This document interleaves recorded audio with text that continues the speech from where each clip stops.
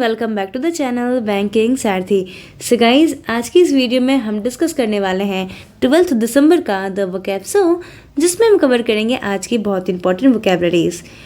इससे पहले कि मैं वीडियो स्टार्ट करूं, मैं आपको रिमाइंड करना चाहती हूं कि कल संडे को वोकैब का रिवीजन हुआ था और आप में से जिन्होंने भी वो वीडियो नहीं देखा है वो वीडियो ज़रूर देखें और वर्ड्स की रिवीजन करें ताकि आपको वर्ड्स और भी अच्छे से याद रह सकें। ठीक है, तो चलिए बिना किसी देरी को आज की वीडियो को स्टार्ट करते हैं।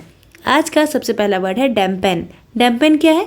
ये एक वर्ब है जिसका मतलब होता है मेक लेस स्ट्रॉन्ग और इंटेंस, यानी किसी भी चीज़ को कम स्ट्रॉन्ग कर देना, यानी उसे कमज़ोर कर देना, या किसी भी चीज़ की तीव्रता घटा देना। मेक लेस इंटेंस क्या कहलाता है? डैम्पेन कहलाता है। सिनोनिम्स देखेंगे, लेसन या डिमिनिश। एंटोनिम्स क्या हो जाएगा? हाइटेंड। याद करने की ट्रिक देखिए, अर्थक्वेक ने डैम को डैम्पेन कर दिया, यानी अर्थक्वेक, जब अर्थक्वेक आया तो क्या हुआ? डैम क्या हो गया? डैम्पेन हो गया, यानी डैम कमज़ोर हो गया। ठीक है, तो इस ट्रिक से हम ये वर्ड याद कर सकते हैं ईजिली। अब एग्जाम्पल देखेंगे, nothing seems to dampen his enthusiasm. कुछ भी ऐसा चीज़ नहीं है जो उसके उत्साह को कम कर सके। तो यहाँ पे हमने देखा कि इस वर्ड को एग्जाम्पल में, सेंटेंस में कैसे यूज़ करना है। मूव करेंगे नेक्स्ट वर्ड पे।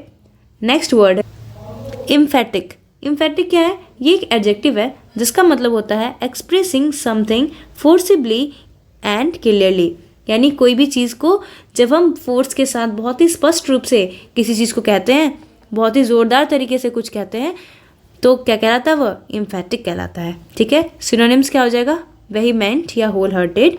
एंटोनिम्स क्या हो जाएगा? हेसिस्टेंट या टेंटेटिव। याद करने की ट्रिक देखिए, एक्वेटिक लाइफ को सेव करने की बात मिनिस्टर ने इम्फेटिक होकर बोला, तो उन्होंने बहुत ही ज़ोरदार तरीके से कहा, अपने बात को बहुत ही साफ तरीके से कहा कि एक्वेटिक लाइफ को सेव करना है। ठीक है, चलिए इस ट्रिक से आप ये वर्ड याद रखेंगे।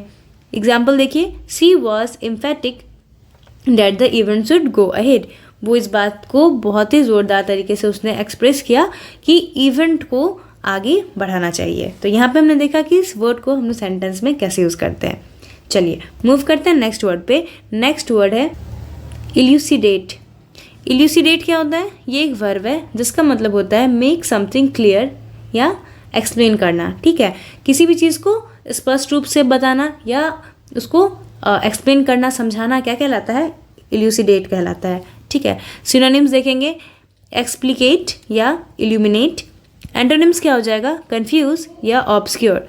याद करने की ट्रिक देखिए, उसने मुझसे कम्युनिकेट करके सारी डाउट्स को इल्यूडेट कर दिया, यानी जो भी कन्फ्यूज़न थी, जो भी डाउट थी, तो उसने मुझसे कम्युनिकेट करके, यानी मेरे से बात करके सारे डाउट्स को इल्यूसिडेट कर दिया। ठीक है, सारी चीज़ों को क्लियर कर दिया, स्पष्ट कर दिया।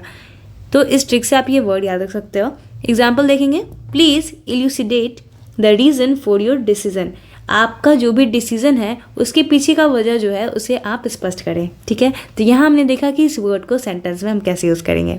चलिए मूव करते हैं नेक्स्ट वर्ड पे। नेक्स्ट वर्ड है रिसर्जेंट। रिसर्जेंट क्या है? ये एक एडजेक्टिव है जिसका मतलब होता है इंक्रीजिंग अगेन और बिकमिंग पॉपुलर अगेन, यानी कोई भी चीज़ फिर से बढ़ने लगे या कोई भी चीज़ फिर से पॉपुलर होने लगे, वो क्या कहलाता है? रिसर्जेंट कहलाता है।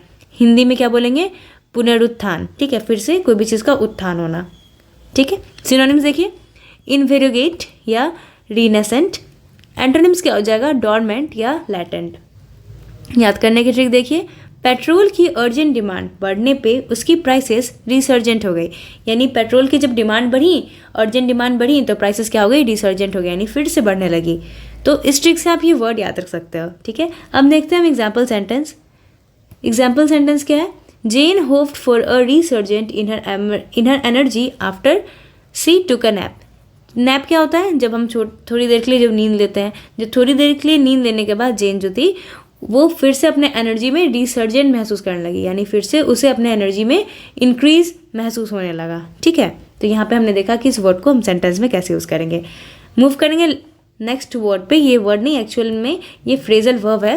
Okay, mop up. Mop up एक फ्रेजल वर्ब है। इसका मतलब होता है to finish dealing with something, यानी कोई भी चीज़ से आप डील कर रहे हो, वो डील करना ख़त्म हो गया है। ठीक, तो उसे हम कहते हैं मॉप अप। सिनोनिम्स क्या हो जाएगा? फिनिश ऑफ या मेक एन एंड ऑफ। कोई भी काम को हम कंप्लीट कर दिया हमने, फिनिश कर दिया हमने, वही कहलाता है मॉप अप।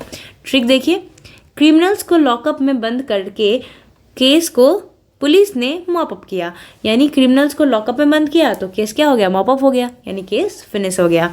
एग्जाम्पल देखेंगे, he mopped up the rest of his business and went on a vacation. उसने अपना जो भी बिजनेस था, बचा हुआ जो भी काम था, उसे कंप्लीट किया, फिनिश किया और वैकेशन पे चला गया। तो यहाँ पे हमने देखा कि इस फ्रेजल वर्ब को हम सेंटेंस में कैसे यूज़ करेंगे। उम्मीद करती हूँ आपको सारे के सारे वर्ड्स अच्छे लगे होंगे, सारे के सारे ट्रिक्स पसंद आई होंगी। अपनी फीडबैक आप लोग ज़रूर कमेंट बॉक्स में बताएं कि आपको बेस्ट कौन सा ट्रिक लगा, और इन्हीं वर्ड्स का एग्जाम्पल सेंटेंस भी कमेंट बॉक्स में ज़रूर लिखें। So this is for today, thank you and have a nice day. मिलते हैं नेक्स्ट वीडियो में।